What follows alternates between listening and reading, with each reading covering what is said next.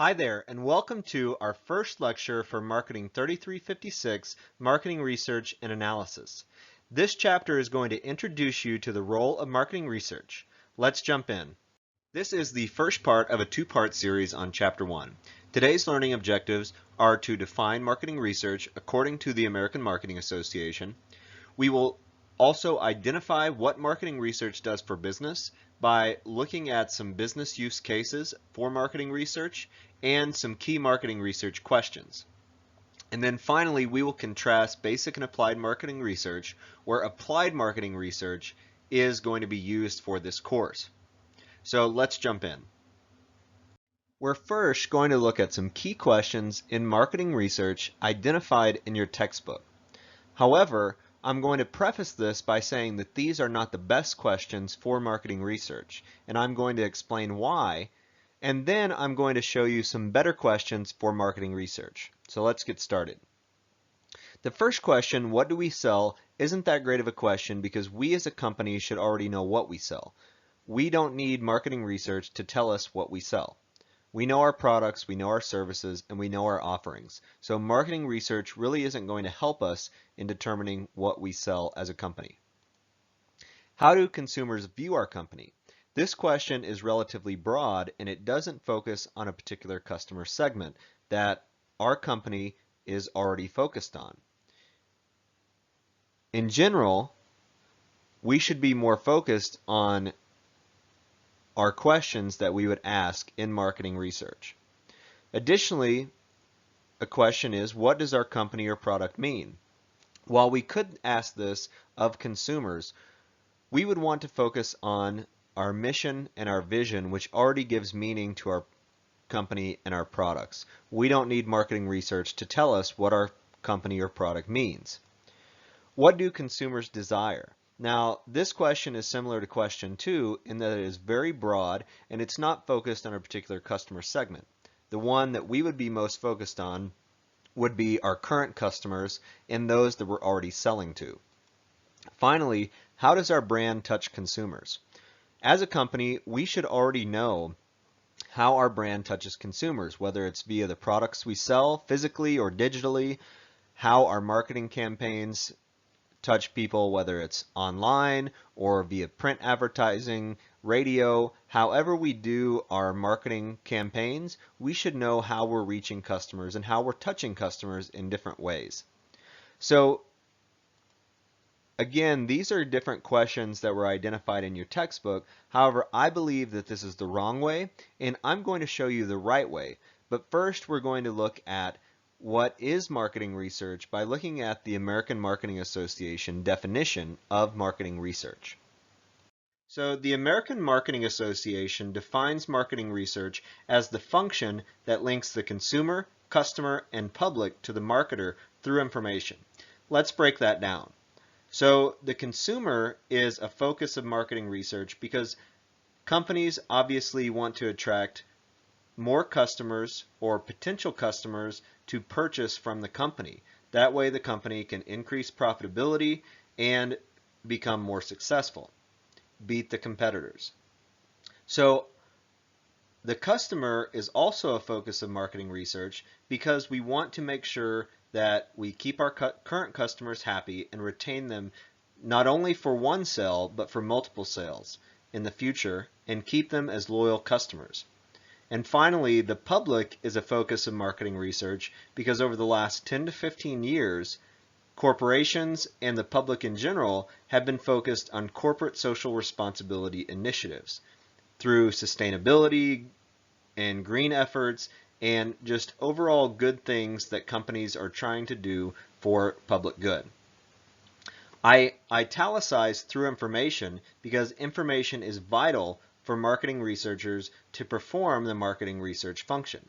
And information is used in several ways. So marketing researchers use information to identify opportunities and potential problems in the marketplace that could harm the company. So they're looking at that SWOT analysis, the strengths, weaknesses, opportunities, and threats. That's definitely a key part in marketing research.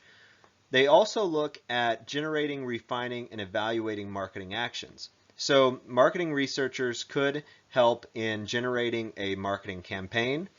They could help in refining that marketing campaign, and then they could, at the end, evaluate that marketing campaign to see what could be done differently to improve future marketing campaigns. Also, monitoring marketing performance. That's really key, such as sales forecasting is one popular metric that marketing researchers definitely look at to monitor the performance. This could be through the marketing campaigns, how the marketing campaign is actually producing return on investment for the company. And then finally, it helps us understand the overall process of marketing and see how our overall marketing function is doing for a company or organization. So that is marketing research defined, and that was provided by the American Marketing Association. Now we move to specific marketing research functions. There are 5 key marketing research functions, and they go in order. The first is to specify the information that's required to address some type of marketing issue. So we have a problem that we've noticed for our company that a marketing researcher could address. We identify that problem, and we have to identify what information could be used to address that problem. Sometimes that information may not be available, or it may not be possible to collect. So we have to determine if marketing research is going to be able to address that question. Next, we would design the method for collecting that information. Sometimes that could be through secondary research, data that is already currently available out on the market, or we may have to actually implement some type of data collection process. So we may have to implement a survey, or may have to conduct interviews or focus groups. So there's many different methods that could be used, and we as marketing researchers would have to design that. Now, you're actually going to design a method for collecting information for your project for this semester. You'll do the focus group design, and you'll also design a survey. The survey is the most common type of marketing research method to collect information. So it's going to be very important that you have these skills to be able to actually collect information as a marketing researcher.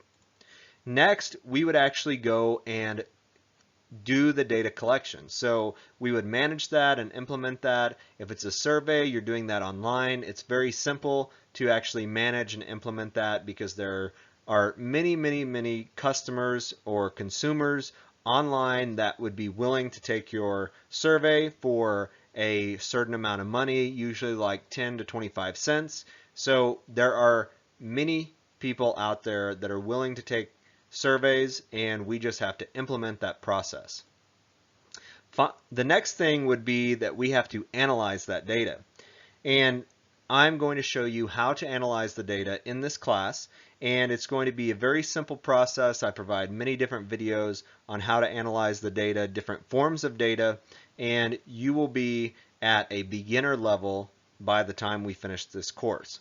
And finally, we are going to communicate the findings and their implications. So at the end of your project, after you do all of these things, you will communicate those findings to me, and hopefully the goal is for you to be able to have a tangible document that you could essentially hand to a recruiter and say, okay, I have this requisite skill set that I've already done, and I know how to do this, and I can provide value to your company because I have these skills. So that is marketing research functions. So now we come to good marketing research questions, those that actually might be asked by a company. The first is, how is our brand doing compared to our competitors? Now, this is really important, of course, because we want to understand how our company is doing in reference to the competition. We want to know how much market share we have and how we can increase that market share. Next, we might also be looking at price. Are we charging the right price? How might our sales be impacted if we lower or raise the price? Sometimes we may want to charge a higher price because it may actually increase demand because they see our product as more valuable. Sometimes we may want to lower our price because we want to increase the number of customers that actually purchase from us. There are so many different ways that pricing can have an effect, but we can test this out by doing different experiments. We could also test this out by asking customers what price they would be willing to pay for our product. So there's many different ways that we could implement a pricing marketing research study. We might also be interested in what new offerings we could introduce to our existing customers. So if you think about before the Apple Watch was actually introduced, Apple was probably considering what new market segment or what new product they could introduce to their existing customers. Their customers were already purchasing iPhones, they were already purchasing iPads and Macs, but they really hadn't entered the watch market until about the last 5 years. So they came up with a new product that their current customers would genuinely be interested in purchasing. So that is an example of how marketing research could be used to target their existing customers. Another question might be what improvements they could make to their existing offerings to improve customer satisfaction and increase repeat sales and referrals. So in this regard, this could be very simple in the sense that what features of their website could they improve to improve the purchase process, for example. If you've ever been on a website and made a purchase, which most of us have, you may have been presented with a pop-up at the end of your purchase asking you to complete a short satisfaction survey. A lot of times, most people don't fill this out, but if the purchase process was difficult, or say for example you're using an app that was difficult to use and they ask you how would you rate our app and you give it a low rating, this helps marketing researchers improve the app, improve the website in a way that they can make incremental improvements that might actually increase your loyalty and improve your relationship with that company. Or it could be more advanced in the sense that Apple, they're always introducing a new iPhone every year, and they're making improvements to their products. That way they can get you as a customer to go ahead and purchase their new iPhone. Now, many people do not purchase that new iPhone year after year, but some customers do, and they want the newest available thing on the market by Apple. So that is one way that marketing research could address that. What features are necessary? What features would help improve those repeat sales and repeat referrals and increase customer loyalty? Now, finally, would be, are we effectively reaching the influencers who would convince others to buy from us? So if you've been on social media in the last 3 to 5 years, I'm sure you've noticed that influencers are a really important aspect for companies today. And many companies are able to reach influencers by offering them free products for exchange for them actually promoting their product on their page. And this would be definitely something that marketing research could determine which influencers are most important for us to target and how these influencers could improve our overall sales and thus our overall profitability. So those are some exemplar marketing research questions. Of course, there are many more that we could ask, but those are some good ones to get us started. Now, finally, I'm going to explain applied versus basic marketing research. Our focus for this course is going to be applied marketing research, and that's conducted to address a specific marketing decision for a firm or organization. So one specific applied marketing research question could be for Green Mountain Coffee Company. And a question that their marketing research department might ask is, should we add cola to our array of pod-based beverages? And this is a really important question. It was really more so important whenever all these different cola pod-based drinks were coming out. And I'm sure Green Mountain Coffee had a big decision to make because this is a market segment that could be beneficial for them, but they obviously had to conduct market research, marketing research, to figure this out. Basic marketing research is conducted without a specific decision in mind, and that's typically what academics do. So if you've ever looked at an academic journal, Journal of Marketing Research, these are more broad in the sense that they're not looking at one specific company. They're looking at multiple companies, or they're looking at multiple consumers, and they're addressing a general phenomenon. So the last thing that we're going to talk about today is scientific method. And scientific method, if you've ever been in a biology course or a chemistry course, physics, the scientific method is definitely used. Well, it is also used in marketing research. It's used in all types of research. And the reason being is because generally with research, we have some prior knowledge, or we have some idea that we've been thinking about that we could try to implement, and we could ask research questions about it. Say you're wanting to introduce a new product. You have an idea. If you say, for instance, you're Apple and you want to introduce a new iPhone, you say that the curved screen is going to do better than a flat screen. And you could say, okay, we now want to ask this research question and determine which screen is going to be better among our consumers. And we could actually test that. You could make prototypes as a company, and you could ask customers which one they would prefer.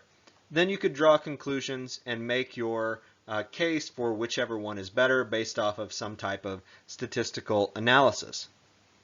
So we have a problem or a question that's facing the company. That's usually what happens. So we want to introduce this new product as the example, and we need to know, is this new product going to perform better than our existing products, or is it going to be a flop? And generally we would have more general questions, which would lead to more focused questions. So as we've seen, how are we doing in comparison to our competitors? That's a very general question. We may say, how are we doing in comparison to our top competitors? Or if you were Apple, for example, you may say, how are we doing in comparison to Samsung or Huawei or one of the other main competitors to Apple? How is Apple doing in comparison to Microsoft for their laptops? So these are definitely specific questions that could be addressed through marketing research, and that is how the scientific method comes into play for marketing research. So the last thing that we're going to cover today is the importance of marketing research through a few business case examples. In the early 2000s, most e-commerce companies required you to create an account before you could make a purchase.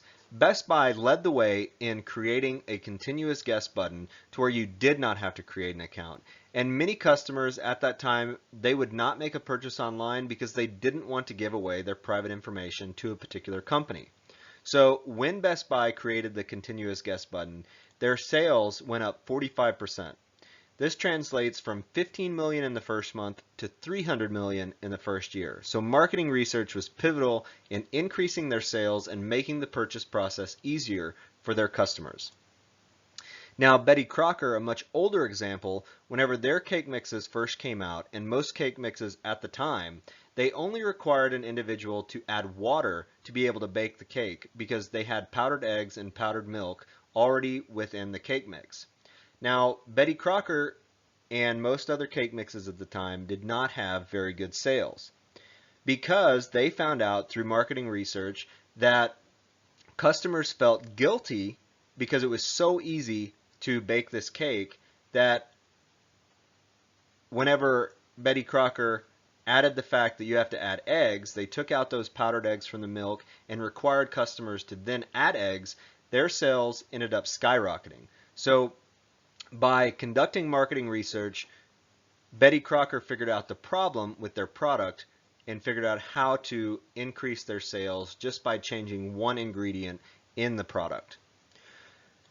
A more recent example, Uber, whenever they first came out, they did not have the map feature for you to be able to see how far away your driver is from your pickup location.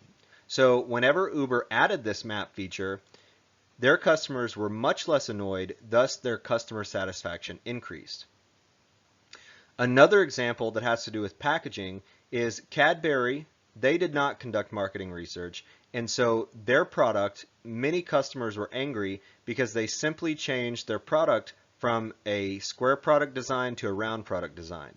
When they did that, customers perceived that the product tasted differently. That is, it tasted sweeter. So many customers were very angry, even though the product had not been changed at all. So if Cadbury had done marketing research by doing an experiment with the round packaging versus the square packaging, they could have determined that customers would not have liked the round packaging, and they probably could have avoided all of the customers that were angry about this change in packaging because they thought a change in the product had occurred. The last thing that business case that we're going to cover is Pepsi versus Coke, and the new Coke that came out in the 1980s. There's a video in Module 1 that I want you to watch, and then there will be an assignment that follows this video for you to do that goes along with the Pepsi versus Coke video. So go ahead and watch that. That's the end of this lesson for Chapter 1, Part 1, and be sure to look out for Chapter 1, Part 2 to finish the rest of this chapter. Thank you. Bye-bye.